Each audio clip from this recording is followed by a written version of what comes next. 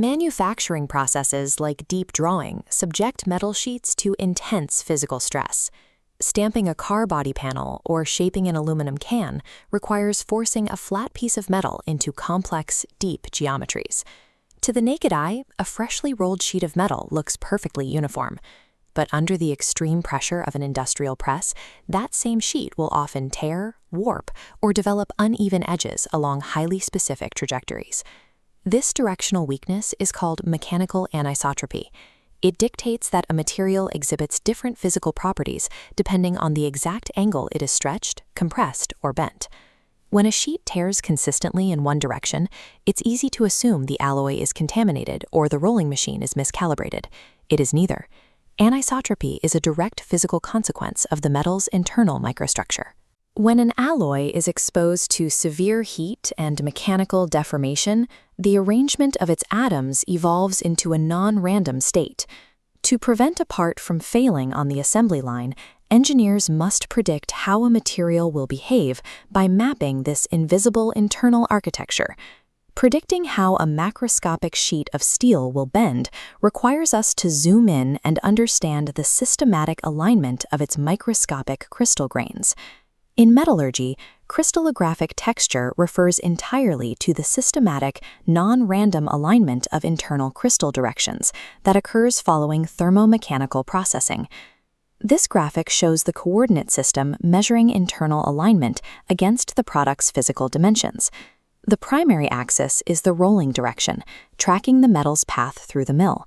The remaining axes define geometry, the transverse direction for width, and normal direction for thickness. These three spatial axes are the fixed reality of the factory floor. The analytical challenge is determining exactly how microscopic crystal unit cells rotate and lock themselves parallel to these three macroscopic vectors. To track how millions of microscopic grains deviate and align, we first define a baseline for perfect geometric alignment. This diagram illustrates the cube-on-face structure, or the cube texture, which forms during the recrystallization of face-centered cubic metals. This represents a state of zero rotation. The coordinate system of the internal crystal perfectly and seamlessly overlays the macroscopic coordinate system of the sample block. To translate this physical geometry into mathematical data, scientists use a mapping syntax called the Miller indices format, HKL-UVW. The first half of the notation identifies the specific crystallographic plane sitting parallel to the sample's normal direction plane. In the cube texture, this is the 001 plane. The second half identifies the crystallographic direction running parallel to the sample's rolling direction. Here, that is the 100 direction. A solid block of metal contains millions of individual grains. When they deviate from this perfectly aligned baseline, they do not deviate randomly. They follow specific mathematical pathways. The exact shape of these pathways is dictated by the fundamental atomic lattice structure of the metal, requiring us to classify materials by their crystal type. This chart shows the three primary crystal lattice families that define industrial metals: face-centered cubic, body-centered cubic, and hexagonal close-packed. When you apply pressure to face-centered cubic metals, like aluminum or copper, their atomic spacing forces a predictable behavioral response. Rather than scattering continuously, FCC crystal grains tend to rotate and lock into isolated exact coordinates, known as discrete components. This grid displays the taxonomy of these points.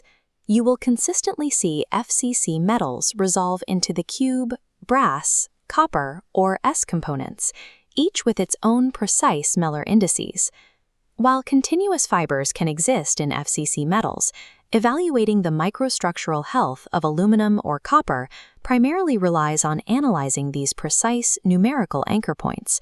For FCC metals, mapping texture is essentially cartography. You are locating specific anchor points that tell you exactly how the metal is going to stretch on the factory floor. If you take a body-centered cubic metal, like industrial steel, and run it through the same rolling mill, it behaves differently under the same conditions. This diagram details how BCC crystals avoid isolating into discrete points. Instead, they arrange themselves along continuous topological pathways, known as fiber textures.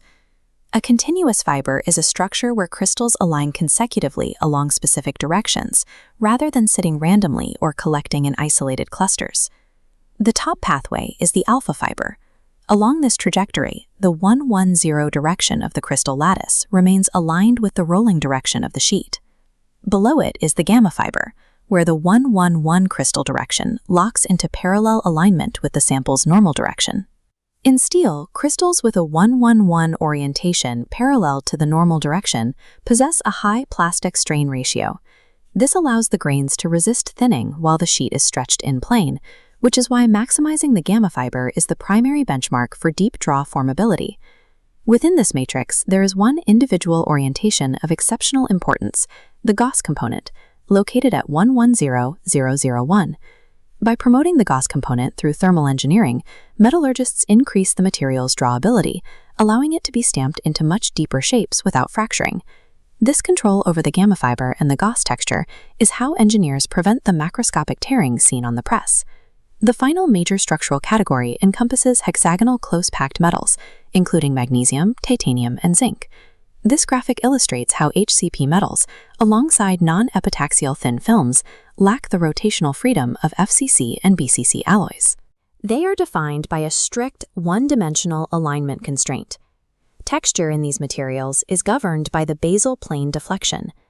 You quantify this by analyzing the angle, theta, between the 0001 crystal direction and the sample's normal direction. Because their hexagonal lattice possesses fewer axes of symmetry, these materials are physically bound to either perfectly flat basal textures or tilted variations.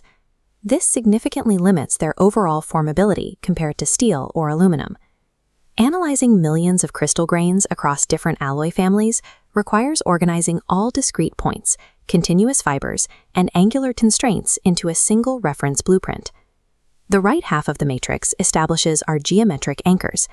Every measurement relies on comparing macroscopic directions against the theoretical zero-rotation alignment of a perfect internal crystal. In the lower left quadrant, we categorize the divergence of the material by its atomic geometry, separating metals into point components, continuous fibers, or basal deflections. The upper left quadrant introduces the specific analytical spaces utilized by software to plot and visualize these three-dimensional alignments. Euler space is utilized primarily to map macro texture and continuous distributions, such as the BCC fibers in steel. Conversely, Rodriguez space is optimized for isolating precise, discrete microtexture grains. Together, this blueprint gives material scientists the exact mathematical parameters needed to translate atomic-level physics into predictive software data. We started with a macroscopic engineering challenge, preventing a thick sheet of metal from fracturing as it is stamped into a final product.